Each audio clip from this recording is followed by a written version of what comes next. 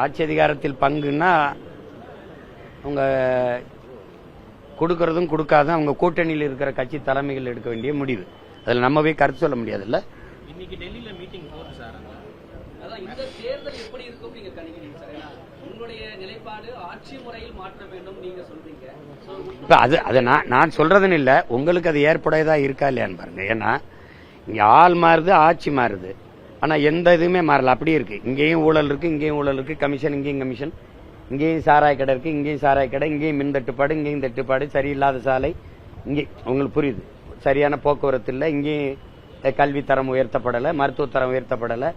யாருக்கு விட முடியலன்னா தனியார் மருத்துவமனைக்கு போவாங்க, யார் பிள்ளைகளையும் தனியார் பள்ளியில் தான் படிக்கும், ஏன்னா தரம் உயர்த்தப்படலை. அப்ப இதுல எந்த மாறுதலும் வரல. ஆட்சி முறையில மாறணும் தம்பி. இப்ப நீங்க ஊழல் செஞ்சிட்டீங்க, லஞ்சம் பெற்றுட்டீங்கன்னா பணியிட மாற்றம், பணியிட நீக்கம் இல்ல, பணி நீக்கம். அப்பதான் அது கட்டுக்குள்ள வரும், அப்பதான் சரியா வரும். அப்ப நான் என்ன நினைக்கிறேன், கல்வி மருத்துவம் இதையெல்லாம் தரமா கொடுத்துட்டேன் என் நாட்டு குடிகளுக்குன்னா உங்களுக்கு செலவு மிச்சமாயிருது.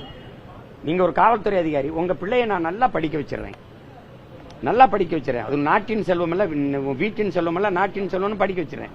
உங்கள் தாய்க்கு முடியல, அவள் வீட்டின் தாய் இல்ல, நாட்டின் தாய், தேசத்தின் தாய்னு நான் மருத்துவம் பார்த்துறேன்.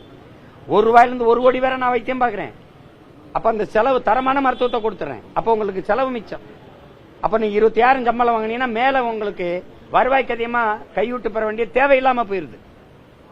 அதுக்கு மேல பெற்றால் உனக்கு கடும் தண்டனை தான் அது கொடுக்கணும். அப்படி ஒரு நிர்வாகம் இல்லை இங்க.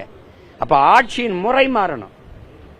இப்ப பணி நியமனமா பணம் கொடுக்கணும், பணியிட மாற்றமா பணம் கொடுக்கணும், பணி உயர்வா பணம் கொடுக்கணும். அப்படின்னா எப்படி இது எப்படி சொல்லுது? இது ஜனநாயகம் இல்ல, கேடுகட்ட பணநாயகம். அதுதான் அதை மாத்தணுங்கிறேன், அதை மாத்தணுங்கிறேன். ஜனநாயகம்